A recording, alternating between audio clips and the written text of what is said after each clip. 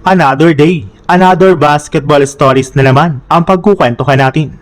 At ngayon nga ay pag-uusapan natin ang balitang gagawa ng adapo ng trade ang Denver Nuggets at ang balitang mga bagong players na target na makuha ng Los Angeles Lakers.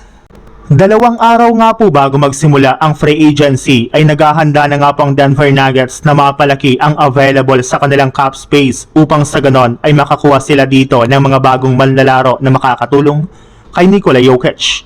At upang magawa agad nila ito ay pinagpaplanuhan na nga po ng kanilang front office na tanggalin o i-trade ang ilan sa kanilang mga key players. Katulad na lang ni Cam Johnson na wala rin naman nga pong masyadong naging impact sa kanilang kampanya ng nakaraang season.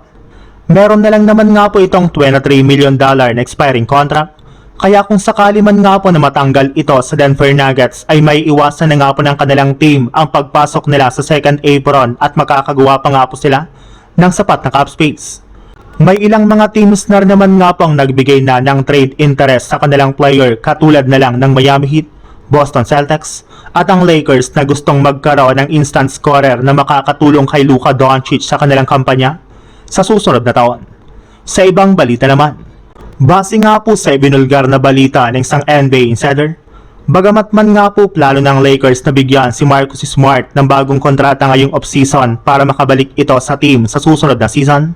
ay hindi rin naman nga po magiging madali ang pagpapabalik sa kanya dahil may ilang mga teams nga po ang planong agawin siya mula sa Lakers, katulad na lang ng Houston Rockets. Expected na rin naman nga po na hindi kukunin ni Marcus Smart ang kanyang player option sa Lakers para maging isang unrestricted free agent, pero ayon na rin naman nga po sa isang NBA analyst, kung sakasakali man nga po na umalis si Marcus Smart ay maghahanda rin naman nga po ang Lakers sa pagkuha ng mga bagong players na papalit nila sa kanyang may iwang pwesto.